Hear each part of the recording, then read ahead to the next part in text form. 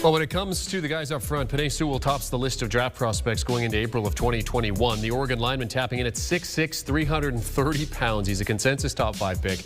Joining him on the list of the top linemen, Rashaan Slater out of Northwestern, Christian Darrisaw out of Virginia Tech, Elijah Vera Tucker from UFC, and Tevin Jenkins from Oklahoma State.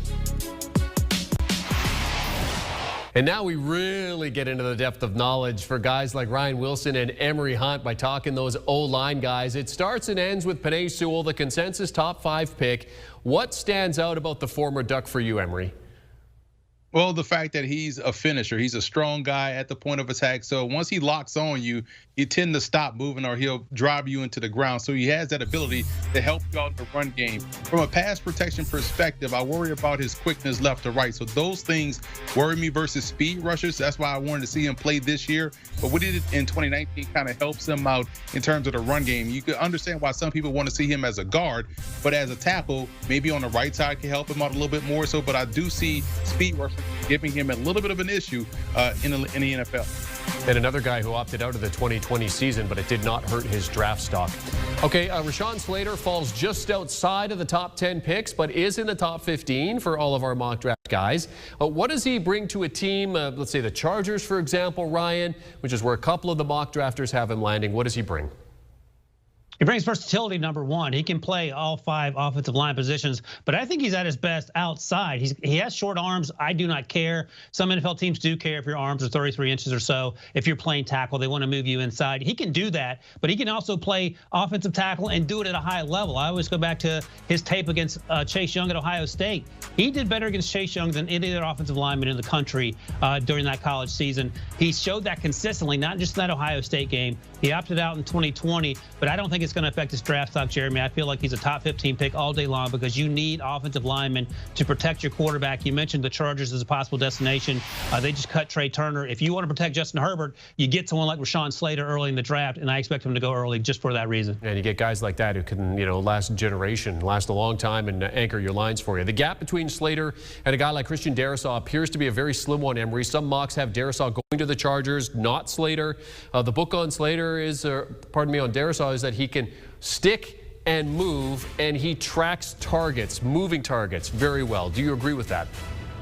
Absolutely. We call that playing the piano from an offensive line perspective where you can pass guys off. He has an answer for every question that defensive lineman throws at him. So his counterattack is outstanding. Would I like to see him do a little bit better? Just keep his feet engaged once he makes contact at times. But from an athleticism standpoint, he can match up right now against anybody he's going to face. He can get out on a move in the perimeter. In the run game, also, you can move the pocket with him. But his ability to counter that first attack and also have an answer for the second one makes him an elite prospect. I mean, whether they go Slater or Darrisaw, if the Chargers take either one of those guys, they're certainly going to be happy. Justin Herbert will certainly be happy about that. Elijah Vera Tucker played left tackle for the Trojans, and while a zone run scheme seems to suit him best, draft experts say that he can adapt to any scheme, Ryan.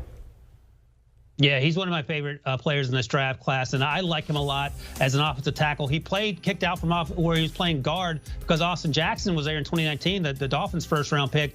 I think he's better than Jackson is at left tackle. You go back and watch some of those games. I know some people like to ding him for that game against Oregon and Kayvon Thibodeau. I thought he was outstanding in that game. They threw the ball 52 times, and Elijah Vera Tucker more than held his own. He moves so well for a guy that size. Sometimes you move these guards outside to tackle to see what you have. Trey Smith of Tennessee struggled with it. Aaron Banks had to do it briefly during the season, and he's not meant to play out there. You have no idea that Elijah Vera Tucker is meant to play guard. So he can play outside. You can kick him inside if you want. And he has some sweet feet for a guy that size that you don't often see in guards who are asked to kick outside and play tackle. Versatility seems to be a theme with a lot of these top offensive line guys. They have the ability to play a number of different positions on the line depending on where they want to slot them in. Tevin Jenkins, I mean, this is a guy, Emory, not on a lot of radars ahead of the 2020 season, but a breakout season put him on a few. He's projected as a mid to low first-round pick. How much does his ability to play on the right or left, talking about versatility, impact his draft stock? I think that helps him out tremendously. We just see a situation in Baltimore where Orlando Brown wants to play left tackle, even though he was starring at right tackle. But now you have a guy in Tevin Jenkins, who can play both. And that versatility leads itself to helping an offense game plan. So if there's a guy that can bring a little bit of problem on either side, you can put your best lineman on that side to take him away. And I love the fact that he has a George Foreman-like punch. That punch can stymie a defensive player at the line of scrimmage, keep him at the point of attack. He's an excellent tackle prospect, in my opinion. What makes you think of George Foreman?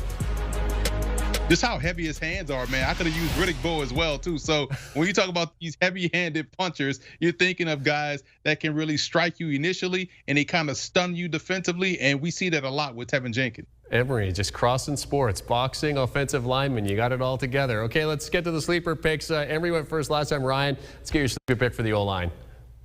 I'm going to go with Deontay Smith out of ECU. He reminds me of James Bone Crusher Smith. How about that? James Bone Crusher Smith grew up in my hometown, so I give him a shout out. But Deontay Smith out of ECU, 6'5", 294, a little light for offensive tackle, and that's the thing. He's a fantastic athlete. He just has to get bigger. Has long arms, over 35-inch arms. Had a great Senior Bowl week. He moves well in space. He does a lot of the things that these developmental tackles want. You want them to do as NFL teams.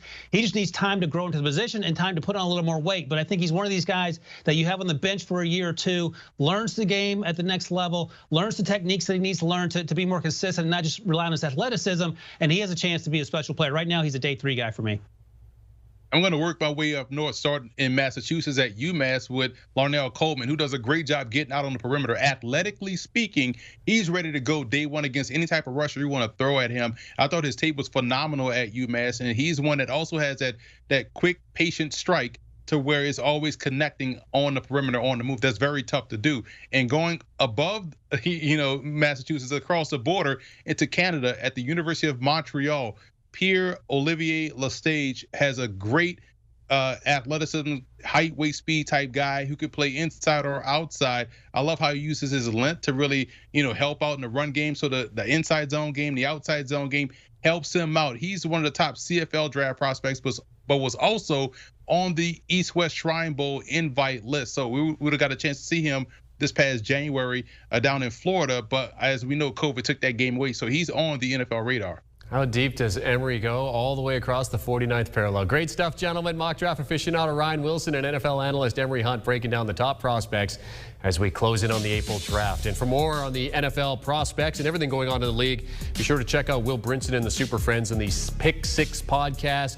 Latest episode, fielding your questions as part of the mailbag. Download and subscribe wherever you get your preferred audio.